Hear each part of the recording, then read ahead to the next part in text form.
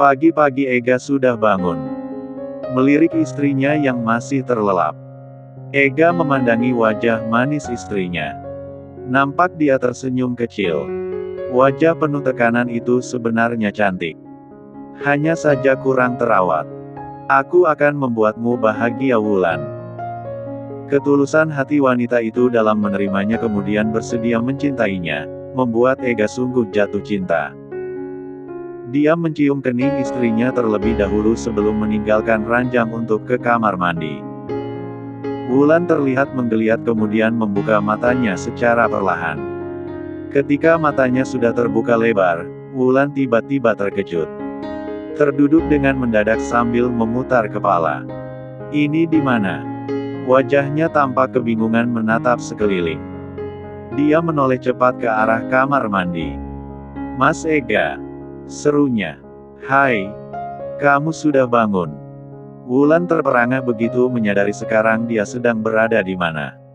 Wulan, kamu kenapa? Apa mimpi buruk? Ega mendapati wajah panik istrinya. Wajah Wulan memerah, dia menunduk menahan malu. Sambil tersenyum kecil dia menggeleng. Tidak mas. Aku cuma lupa kalau sedang ada di sini. Ega terkikik kecil. Bangunlah. Mandi dulu. Aku sudah siapkan air hangat untuk kamu mandi. Wulan menoleh kembali. Betapa perhatiannya Mas Ega. Dia bergerak turun menuju kamar mandi. Ega sudah bersiap untuk pergi ke pekerjaan. Sekarang dia bukan memakai kemeja kumel yang biasa dipakai saat di rumah Wulan. Tetapi pakaian kantor lengkap dengan jasnya. Sepatu berwarna hitam dan sebuah koper kecil sudah disiapkan. Wulan yang baru keluar dari kamar mandi menatap ke arah suaminya. Mas, kamu mau berangkat kerja? Tanya Wulan sambil menghampiri lemari untuk mencari ganti. Iya. Tidak apa-apa kan aku tinggal. Nanti siang aku bisa pulang. Tempatku kerja tidak jauh dari sini. Itu bajumu. Atau memang inilah pakaian Mas Ega waktu bekerja? Tanya Wulan sambil menunjuk baju yang dikenakan Ega. Wulan teringat video call tempo lalu. Beginilah penampilan Ega yang ia lihat waktu itu. Ega memutar tubuhnya kemudian berjalan mendekati Wulan. Saat berangkat dari rumah, aku akan kesini dahulu untuk berganti. Jawabnya. Wulan memiringkan kepalanya. Kenapa melakukan itu mas? Kenapa harus berpura-pura dan pakai menyamar gembel segala? Tanya Wulan geram. Maafkan aku Wulan. Aku harus ingat pesan kakek. Aku harus memastikan jika istriku ini bisa menerimaku apa adanya. Tidak peduli orang lain, asal kamu bisa menerimaku dengan segala kekuranganku, artinya kamu adalah wanita yang pantas berada di sisiku. Ega membelai kepala Wulan. Wulan menunduk. Tapi keluargaku terus menghinamu. Tidak mengapa. Biarkan saja. Asal kamu tidak. Ega kembali menatap Wulan, sekarang. Pandangannya tertuju pada perut rata istrinya. Dia teringat ucapan ibu mertua. Wulan, apa kamu benar-benar hamil? Apa kita perlu ke dokter untuk memastikan? Tanya Ega. Enggak mas. Aku belum hamil. Aku tuh semalam beneran masuk angin. Mungkin telat makan. Ega mengangguk. Kalau merasa apa-apa, cepat beritahu ya. Kita akan pergi ke dokter. Aku tidak mau terjadi apa-apa sama kamu. Ucap Ega. Itu benar-benar membuat Wulan begitu terharu. Ada ketukan pintu terdengar, Wulan berlari kecil membuka pintu. Seorang pelayan pria mengantar sarapan. Nona. Sarapan untuk Nona dan Tuan. Wulan menerima dengan ucapan terima kasih. Lalu pria itu pergi. Ayo. Aku temani sarapan. Ega menghampiri Wulan yang sudah duduk. Mas. Aku bisa masak sendiri. Jadi kalau mau makan tidak perlu beli. Lebih irit. Ucap Wulan sambil meraih sarapan untuk suaminya. Nanti siang saja kalau mau masak. Aku nanti suruh orang buat siapin bahan-bahan yang kamu butuhkan. Jawab Ega. Dia tahu kalau istrinya mungkin belum terbiasa dengan gaya hidupnya. Biasanya juga di rumahnya makan 3 kali sehari hasil masakan tangannya. Selesai sarapan, Ega pamit untuk bekerja. Tidak lupa berpesan pada Wulan untuk jangan keluar dulu dari lantai 3 ini. Wulan mengangguk, lagian mau kemana dia? Takut juga kalau nanti malah nyasar. Sementara di rumah Wulan, orang-orang sudah sibuk. Tapi pagi ini mereka bukan sibuk membuat kue pesanan, melainkan sibuk menyiapkan hari pernikahan Dinda yang akan digelar beberapa hari lagi. Ibu mengoceh sepanjang pagi tadi. Ega itu kurang ajar sekali. Sudah tahu kita mau repot, malah pergi dari rumah. Wulan juga ketularan suaminya. Biarin saja Buk, nanti juga bakalan balik lagi. Memang mereka mau tinggal di mana? Kolong jembatan, sahut Fitri. Siapa tahu ngontrak Mbak? Timpal Dinda. Ngontrak? Dari mana dapat uangnya? Suaminya saja miskin. Baju saja tidak kebeli. Motornya aja butut. Gimana mau bayar kontrakan? Ibu kembali menambahkan. Bapak yang mendengar gibahan mereka menggelengkan kepala. Bu, jangan bicara seperti itu. Nanti kamu nyesel dan malu sendiri. Maksudnya apa? Malu sama Ega? Ibu langsung menoleh. Kita tidak tahu apa pekerjaan suami Wulan. Kalau dia punya bisnis di luar sana. Sahut bapak. Halah pak. Bisnis kopet. Buktinya semenjak menikahi Wulan dia ngasih apa sama kita. Jangan membela dia terus. Lihat anak kamu, jadi ngelawan sama orang tua gara-gara dia. Itu kan salah ibu sendiri. Menghina Ega terus dan melarang Wulan hamil. Pria mana yang rela istrinya dilarang hamil? Yang mau setiap hari dihina. Terus saja belain menantu miskin kamu itu pak. Sudah miskin, mau punya anak. Makin miskin ia, malah mau ngerepotin aku saja ujung-ujungnya. Ibu sudah naik pitam. Ega tidak semiskin itu Bu. Bapak tiba-tiba berdiri dan melempar amplop coklat tebal ke atas meja. Itu uang sumbangan dari Ega untuk pesta Dinda. 50 juta. Apa ada di antara kalian yang mampu mengeluarkan uang sebanyak itu? Bapak kembali duduk. Ibu langsung melotot, cepat-cepat. Menyambar amplop itu dan menghitung uang yang ada di dalam amplop itu. Ibu terbengong-bengong. Begitu juga dengan Fitri dan Dinda. Beneran Buk 50 juta? Tanya Fitri masih kurang percaya. Iya bener. Jawab ibu, kembali menghitung ulang. Fitri dan Dinda saling menatap kemudian menatap ibu. Dari mana dia mendapat uang sebanyak itu? Jangan-jangan dia nyolong karena ingin kita tidak menghinanya lagi. Tebak Fitri. Bisa jadi. Atau ngutang kemana-mana. Sambung Dinda. Bapak hanya menggeleng saja. Masih saja mereka menghina Ega. Bodoh amat.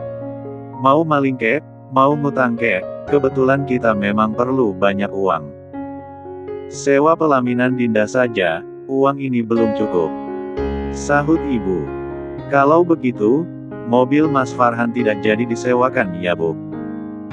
Ucap Fitri, karena hari ini ibu meminta Fitri membujuk suaminya agar menyewakan mobil milik mewah Farhan untuk biaya sewa pelaminan Dinda. Jadi dong Fitri. Untuk tambahannya, kita masih perlu uang banyak ini. Jangan sampai kurang dan bikin malu. Calon suami Dinda itu pengusaha. Apa kata para tetangga kalau sampai ada yang kurang nanti? Jawab ibu. Fitri hanya mendengus, sebenarnya dia bingung karena belum mengajak suaminya berunding untuk masalah ini. Menjelang sore, Farhan sudah tiba di rumah. Fitri cepat berlari kecil untuk menyambut kedatangan sang suami. Mas sudah pulang. Mukanya terlihat masam dengan rambut aut-autan. Mungkin dia lupa menyisir. Iya Fit. Itu ada apa? Muka kok ketekuk? Tanya Farhan. Masuk dulu Mas. Ada sedikit beban pikiran yang menggerogoti otakku. Jawab Fitri penuh tekanan jiwa. Farhan hanya mengangguk, seperti sudah tahu permasalahan istrinya. Paling juga urusan duit. Mentok ia cuma itu aja permasalah wanita. Batinnya asal menebak. Baru saja Farhan masuk ke dalam kamar, Fitri sudah berbicara. Mas, ibu meminta tolong kepada kita. Bisa tidak? Farhan menoleh. Apa lagi? Uang patungan. Kan sudah kemarin. Bukan itu. Ibu minta Mas Farhan menggadaikan mobil Mas Farhan. Farhan seketika melotot. Hah? Apa? Menggadaikan mobilku? Mana bisa Fitri? Tolonglah Mas. Ibu masih kurang uang banyak untuk hajatannya Dinda. Kalau sampai banyak kekurangan keluarga kita akan malu juga Mas.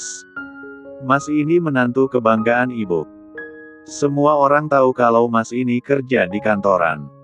Masa gak bisa sih bantu ibu? Rengek Fitri. Bukan itu masalahnya Fitri. Mobil kita itu kan kreditan. Mana bisa digadaikan? Fitri langsung terbengong. Masa tidak bisa sih Mas? Tidak bisa Fitri. Tidak ada yang mau menggadai atau menyewa barang kreditan. Ya ampun. Terus bagaimana? Ibu yang kebetulan sudah berdiri di pintu kamar mereka terkejut mendengar ucapan mereka. Ya ampun Farhan. Jadi mobil kamu itu kreditan. Ibu terlihat syok mendengarnya. Fitri dan Farhan terkejut melihat ibu sudah berdiri di sana. Iya Bu. Mobil Mas Farhan memang kreditan. Jelas Fitri. Kok bisa kreditan sih? Ya ampun Fitri. Gak usah keras-keras Bu. Kalau tetangga dengar, malu kan? Fitri menarik lengan ibu agar masuk ke dalam kamarnya. Ibu langsung menutup mulutnya dengan telapak tangannya. Sambil berdoa, semoga tidak ada yang mendengar teriakannya tadi. Tapi kenapa bisa kreditan? Bukannya waktu itu kalian bilang mau membeli mobil baru? Sampai uang arisan ibu kalian pakai juga. Protes itu. Iya Bu. Tapi uangnya tidak cukup. Makanya Fitri memberi usul pada Mas Farhan untuk kredit saja. Jadi uang dari ibu untuk DP. Uang kami untuk bayar angsuran. Ya ampun. Ibu menepuk jidatnya. Dia terlihat begitu syok dan duduk lemas di atas ranjang. Lalu kita harus bagaimana Fit? Mana masih banyak sekali kekurangannya. Mata ibu sayu menatap Fitri dan Farhan secara bergantian. Fitri juga terlihat bingung. Bu, pinjam saja sama Bu Dewati. Katanya dia habis panen padi di kampungnya. Oh iya benar. Ibu langsung sedikit lega. Menyetujui usul dari Fitri. Besok pagi Fitri antar ke sana ya. Iya sudah kalau begitu. Tapi kamu juga harus berpikir jalan lain. Takutnya Bu Dewati tidak banyak kasih kita pinjaman. Sahut ibu. Fitri mengangguk, kemudian menoleh pada Farhan yang masih bengong di sana. Mas, besok kamu minta kasbon di kantormu. Kasbon panjang. Pokoknya aku tidak mau tahu. Kok bisa begitu? Fit, kalau aku kasbon panjang, bagaimana untuk angsuran mobil kita setiap bulannya? Udah. Itu urusan nanti.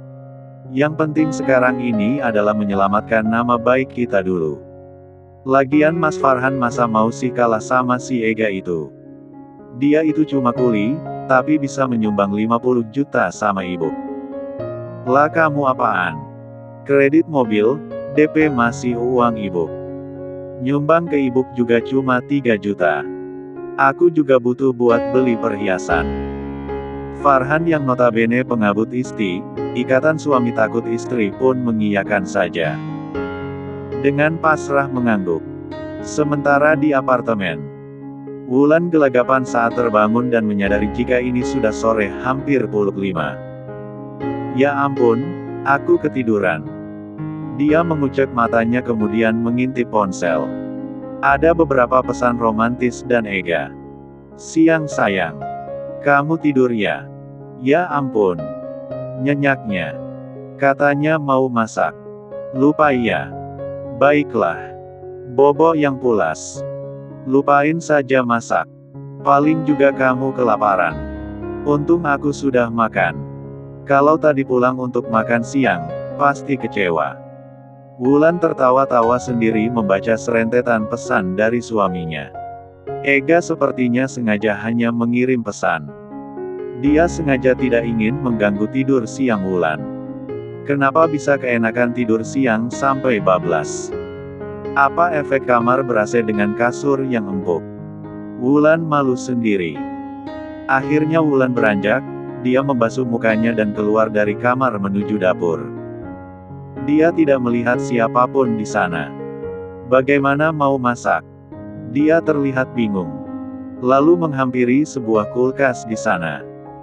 Begitu membuka kulkas itu, dia tercengang melihat isinya. Ada banyak daging segar dan sayuran komplit dengan buah-buahan. Siapa yang membeli? Wulan menengok ke segala arah. Ah iya. Wulan teringat ucapan suaminya pagi tadi, yang akan menyuruh seorang pelayan menyiapkan keperluannya memasak. Tanpa pikir panjang lagi Wulan mulai memasak. Dia tersenyum puas saat menatap deretan mangkok berisi masakan hasil tangannya. Seumur hidup, sepertinya baru ini dia bisa memasak masakan lezat seperti ini. Di rumah paling banter masak opor ayam. Ibu terlalu irit. Ada daging sapi hanya 1 tahun sekali, yaitu di hari lebaran saja.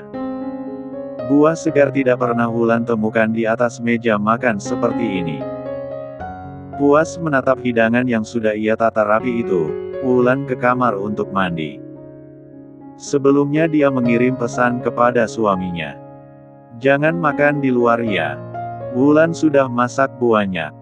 Selesai mengirim pesan, Wulan cepat-cepat mandi. Kemudian berganti. Karena melihat banyak skincare di atas meja rias, dia ingin mencoba memakainya. Wulan memoles tipis wajahnya, mengurai rambutnya yang selama di rumah ibu jarang digelar. Hanya diikat ke atas ala kadarnya saja. Selesai dengan urusan wajah, Wulan berjalan keluar kamar untuk menunggu sang suami. Ketika membuka pintu, dia terkejut. Ega sudah berdiri di depan pintu. "Mas Ega, kamu sudah pulang?" Ega belum menjawab sapaan Wulan. Matanya tercengang menatap Wulan dari ujung kaki hingga rambut. Gaun tidur tipis berwarna pink di atas elf tooth menampakkan B3 jenjang Wulan yang selama ini tersembunyi sepanjang hari dalam balutan celana panjang. Lalu bagian lengan dan D4 yang sedikit. T3 Ribuka. Rambut hitam lurus panjang itu tergerai dengan begitu indah. Ada lipstik merah tipis menghiasi bibir Wulan. Lalu aroma parfum segar langsung tercium oleh Ega. "Kamu Wulan? Bukan hantu." Wulan memukul dada suaminya. Ega terkikik kecil menangkap tangan Wulan. "Ya ampun. Aku sampai pangling Wulan." Wulan memanyunkan bibirnya. Dan itu terlihat estegaksi di mata Ega. Dia menarik T3 engkuk istrinya dan M3 fem keningnya. "Kamu sangat cantik kalau begini." Sambil menarik tangan Wulan untuk masuk ke kamar. "Jadi kemarin-kemarin tidak ya?" protes Wulan. "Cantik sih. Tapi hari ini sangat berbeda.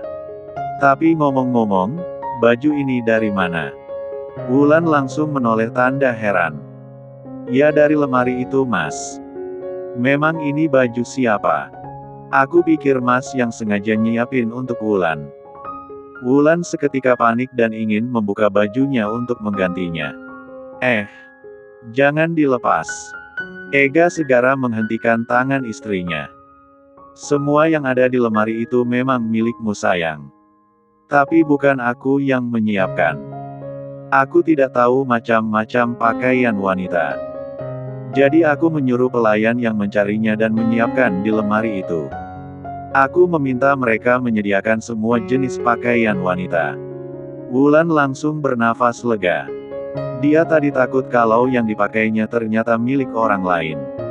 Wulan kira milik orang lain. Kok gitu? Di sini cuma ada kamu dan aku. Mana mungkin ada milik orang lain.